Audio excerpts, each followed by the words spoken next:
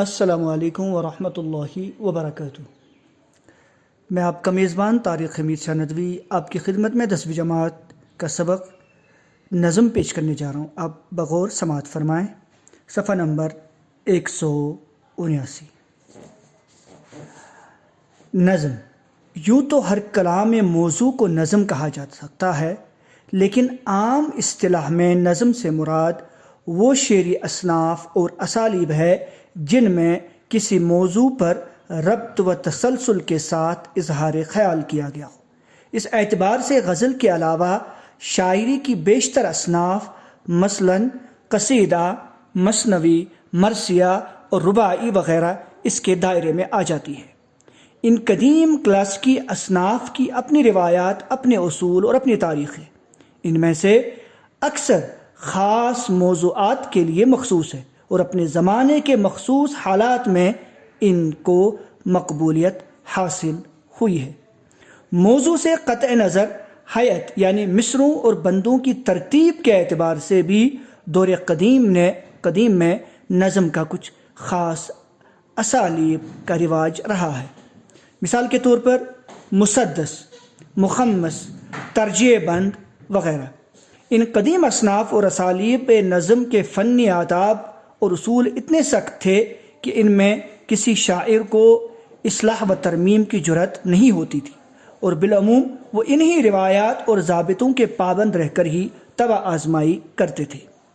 لیکن جب زندگی اور زمانے نے کروٹ بدلی، ملک میں نئے حالات اور نئے مسائل پیدا ہوئے، سیاسی، سماجی اور تہذیبی میدان میں نئی تبدیلیاں رونما ہوئیں اور نئے خیالات عام ہوئے، تو اردو نظم کے روایتی اسالیب میں بھی تبدیلی کی ضرورت محسوس ہوئی، اور اس طرح نظم جدید کا آغاز ہوا۔ گزشتہ 100 سال کا زمانہ نظم جدید کے فروغ کا زمانہ کہا جا سکتا ہے۔ اس میں کوئی شک نہیں کہ اس زمانے میں ایسے شاعر بھی پیدا ہوئے جنہوں نے نظم کی قدیم اصناف اور اسالیب میں ان کے تمام فنی ضابطوں کی پابندی کے ساتھ طبع آزمائی کی، لیکن ان کی تعداد بتدریج کم ہوتی گئی اور نظم جدید کی مقبولیت بڑھتی گئی۔ موضوع یا نفس خیال کے اعتبار سے نظم جدید وہ نظم کہی جائے گی جس میں شاعر نے شاعری کی قدیم اصناف کے بندے ٹکے ضابطوں کا پابند نہ رہ کر کسی مسلمہ اور مانوس یا نئی اور اچھوتی ہیئت میں اپنے تجربات اور خیالات کو ربط و تسلسل کے ساتھ پیش کیا ہو۔ اس طرح نظم جدید کو فنی ساخت کے اعتبار سے 3 حصوں میں تقسیم کیا جا سکتا ہے۔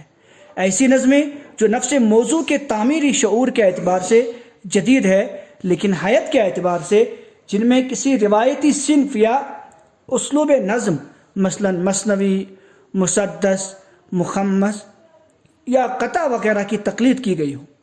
ایسی نظمیں جن میں مصروں، بندوں، قوافی کی ترتیب کا ایک نیا اور اچھوتا التزام ہو، یعنی حیت کے اعتبار سے جو کلاسیکی اسالیب نظم سے مختلف ہوں، لیکن جن میں اوزان اور قوافی کے مروجہ اصولوں کی پابندی کی گئی ہو۔ ایسی نظمیں جو فن شاعری یا نظم کے جدید یا مروجہ ضابطوں کی پابند نہیں۔ نمبر 1، پابند نظم۔ ایسی نظم جس میں بحر کے استعمال اور قافیوں کی ترتیب میں مقررہ اصولوں کی پابندی کی گئی ہو، پابند نظم کہلاتی ہے۔ نئے انداز کی ایسی نظمیں بھی جن کے بندوں کی ساخت مروجہ حیتوں سے مختلف ہو، یا جن کے مصروں میں قوافی کی ترتیب مروجہ اصولوں کے مطابق نہ ہو، لیکن ان کے تمام مصرے برابر ہوں اور ان میں قوافی کا کوئی نہ کوئی التزام پایا جائے، پابند نظم کہلاتی ہے۔ مثلا مربع، مخمس، مسدس، ترکیب بند، ترجیع بند، گیت، دوہا وغیرہ۔ نمبر 2، نظم معرہ۔ ایسی نظم جس کے تمام مصرے برابر کے ہوں مگر ان میں قوافی نہ ہو، نظم معرہ کہلاتی ہے۔ شروع میں اسے نظم غیر مقفع یا بے قافیہ نظم کہا جاتا تھا، کچھ لوگوں نے اسے نظم عاری بھی کہا ہے، آج کل اسے نظم معرہ ہی کہا جاتا ہے۔ نمبر 3، آزاد نظم۔ ایسی نظم جس میں نہ تو قافیے کی پابندی کی گئی ہو اور نہ بحر کے استعمال میں مروجہ اصولوں کی پابندی کی گئی ہو، یعنی جس کے مصرے چھوٹے بڑے ہوں، آزاد نظم کہلاتی ہے۔ آزاد نظم میں وزن ہوتا ہے، قافیہ ضروری نہیں۔ جدید اردو نظم کے آغاز و ارتقاء کے سلسلے میں حالی اور آزاد نے اردو نظم کو چند بندے ٹکے موضوعات کے دائرے سے نکال کر ہر طرح کے خیالات اور تجربات کے اظہار کا ذریعہ بنایا۔ لیکن جہاں تک حیت یا نظم کی ظاہری ساخت کا تعلق ہے، انہوں نے نئے تجربے نہیں کیے، لیکن مروجہ اور مسلمہ حیاتوں کو ہی اظہار خیال کا وسیلہ بنائے۔ 19ویں صدی کے اواخر اور 20ویں صدی کے آغاز میں شرر کے رسالے دلگداز اور سر عبد القادر کے رسالے مخزن نے جدید نظم کو فروغ دینے میں نمایاں حصہ لیا۔ یہی وہ زمانہ ہے جب اردو نظم میں حیت کے نئے تجربے کیے گئے، مصروں کی نئی ترتیب، بندوں کی نئی تقسیم اور قافیہ ردیف کا نیا التزام سامنے آئے۔ اس دور میں شرر نے معرہ اور نظم آزاد کے تجربے بھی کیے۔ مخزن کے ممتاز نظم کو شعراء میں نظم طبع طبائی، اقبال، خوشی محمد ناظر، سرور جہاں آبادی، ظفر علی خان، طلوق چند محروم کے نام قابل ذکر ہے۔ اقبال نے مواد، موضوع اور فن کے اعتبار سے اردو نظم کے دامن کو نئی وسعتوں سے آشنا کیا۔ اس صدی کی تیسری دہائی کے بعد شاعروں کی ایک نئی پود سامنے آئی۔ ان میں جوش، سیماب، حفیظ، احسان دانش، عبد الرحمن بجنوری، عظمت اللہ خان، اختر شیرانی خاص طور پر قابل ذکر ہے۔ جوش، سیماب، حفیظ نے جہاں مروجہ شعری روایات کو ہی آگے بڑھایا، وہاں بجنوری، عظمت، اختر شیرانی نے مغربی فکر و فن سے متاثر ہو کر نظم کو جدید احساس سے روشناس کیا۔